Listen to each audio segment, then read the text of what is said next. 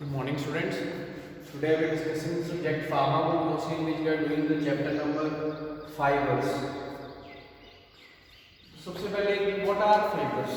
Fibers होते हैं. Fibers are used in pharmacy as filtering media and are also used for making dressings and sutures. इनको आगे further में classify किया गया आगे 4 टाइप्स में, जिसमें आते हैं सबसे पहले natural fibres, second artificial fibres, third synthetic fibres और फोर्थ होते हैं हमारे पास mineral fibres.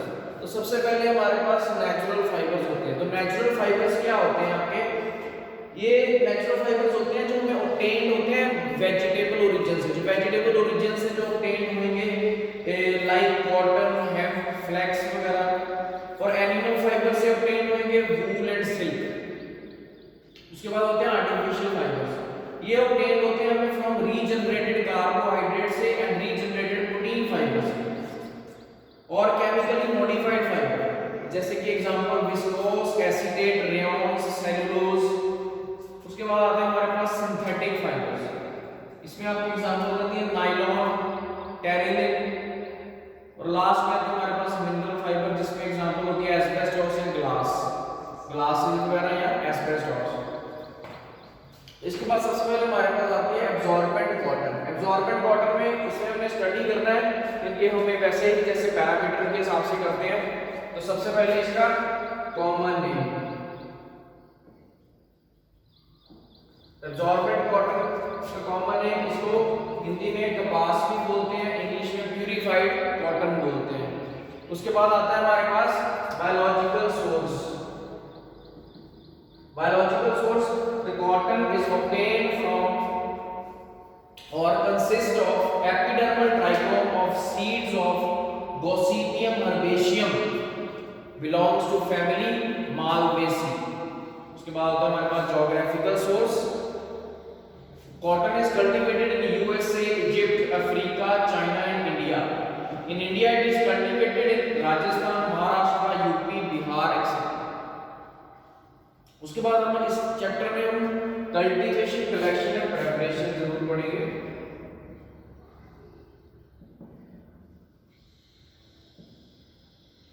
Cultivation, collection and preparation.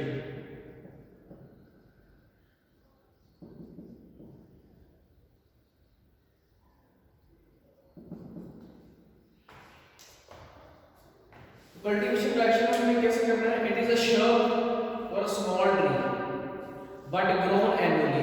ये annually grow होता है।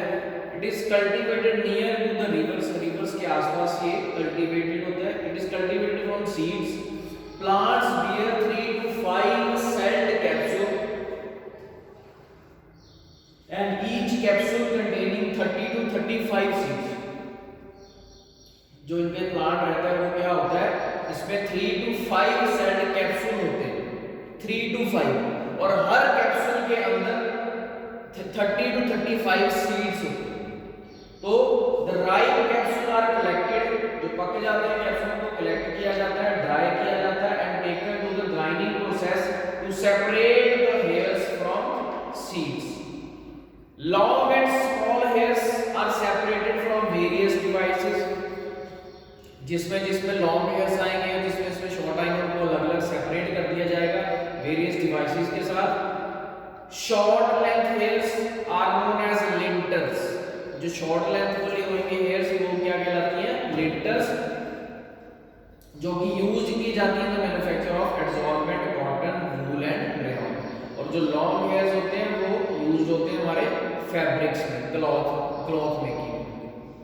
उसके बाद सर्जिकल कॉटन में हमारे वो कैसे हम प्रिपेयर करते हैं? Surgical cotton wool is prepared from linters and cotton waste. Linters हमने देखा जो स्मॉल लेंथ हेयर्स होते हैं उनको हम लिंटर्स बोलते हैं। तो ये जो सर्जिकल एब्जॉर्बेंट कॉटन है वो कहाँ से प्रिपेयर होता है? हमारा लिंटर से या कॉटन वेस्ट से। तो सबसे पहला स्टेप क्या आएगा इसमें? Impurities are removed from cotton hairs. Cotton hairs यहाँ पे लिंटर्स लिए गए हैं शॉर्ट वाले, इम्प्यूरिटीज वहां से रिमूव की गई and boiled with caustic soda for 15 hours at 1 to 3 atmospheric pressure. Step 2, Cotton is washed with water and bleached by soaking in 5% chlorinated lime solution for 10 to 18 hours. Third, bleached cotton. Bleached cotton is washed with water and soaked in dilute HCl for hours. उसके बाद acidified cotton is washed, dried, loosened and carded into flat sheets. The carding machine gives continuous thin layer of cotton. These thin layer is placed one above the other, packed and sterilized by gaseous method or radiation. जो भी हमारी layer बन आएगी उनको हम क्या करेंगे, एक के ऊपर एक के ऊपर एक करके हम इसकी एक लेयर बना देंगे. उसके बाद इसके मॉर्फोलॉजिकल कैरेक्टर्स, उसमें क्या रहेगा हमारा कलर जो है इसका वो व्हाइट इन कलर, ऑर्डरलेस रहता है, टेस्टलेस होता है. Size length 2 to 4 centimetre and diameter 25 to 40 micron. इसके बाद हमारे पास आते हैं chemical constituents. Absorbent cotton contains pure form of cellulose. Cellulose molecule is made of glucose residue united by 1,4 beta glucosidic link. उसके बाद uses, it is used as surgical dressing. It gives mechanical support to absorb blood, mucus, pus and protect the wound from bacterial infection. It is used in the preparation of cellulose derivatives like methyl cellulose and CMC. It is used as filtering media, absorbent gauze and colloid. ठीक है, तो ये थी हमारे पास सबसे पहले absorbent cotton. Next हमारे पास आती है जूट. नेक्स्ट होती है हमारे पास जूट. इसमें भी कॉमन नेम सबसे पहले तो जूट को हम क्या बोलते हैं, सुतली भी बोलते हैं, बड़ी बोलते हैं.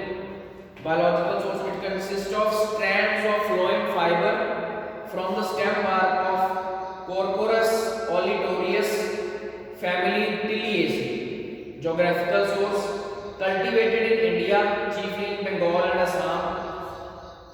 Cultivation, collection and preparation. तो सबसे पहले it is an annual plant with 3 to 4 meter in height. इसकी height 3 to 4 meter होती है, लेकिन annual plant है.